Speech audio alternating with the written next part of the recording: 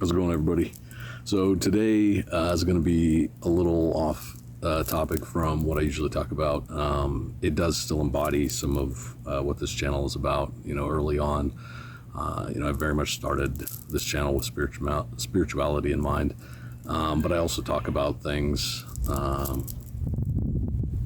that I do that I have found benefit in, and one of those things is cold therapy and cold exposure. Do stuff with meditation and those things as well, and I've done videos on that.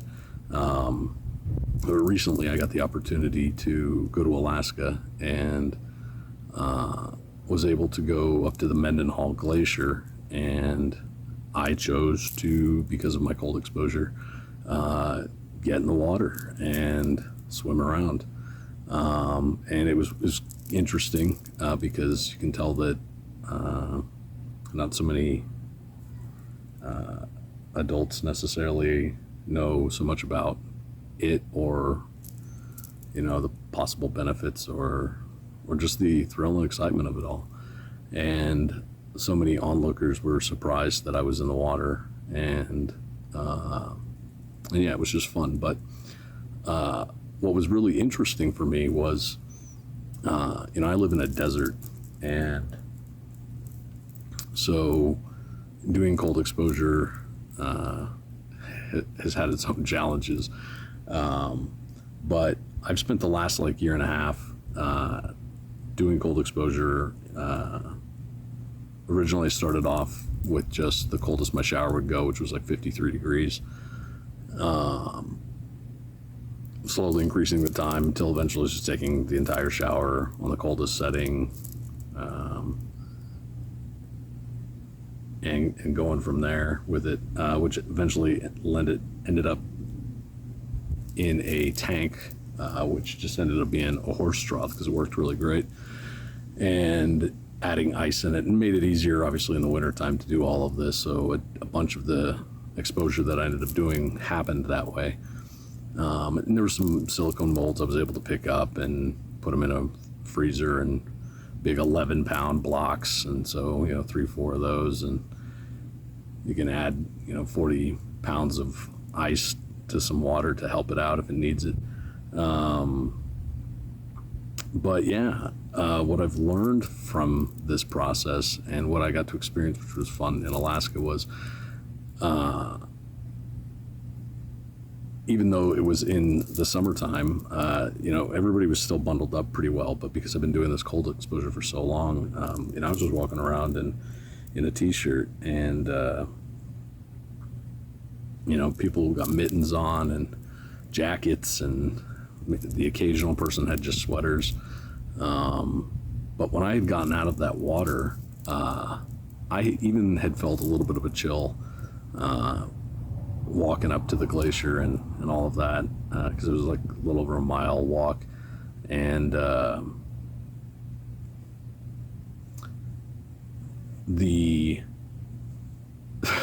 thermogenesis that happens with your body that gets taught was so impressive, because after getting out of the water, which later I ended up finding out the ranger said the glacier water runoff right there is in the 30 degree range, and I think they said something around 36 more than likely. And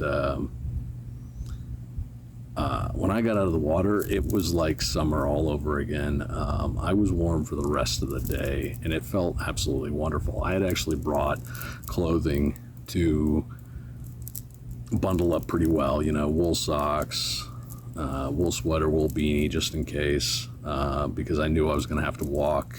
Wouldn't be able to get inside quickly if necessary. And in my past, I probably wouldn't have ever considered that. You hear these stories of hypothermia and things of that nature, and it's impressive what the body can end up doing.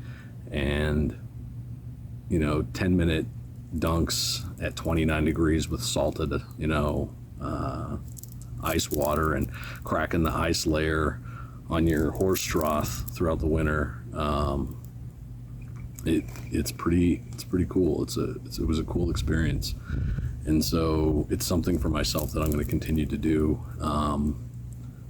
I originally was doing it for the idea of some of the benefits, inflammation reduction.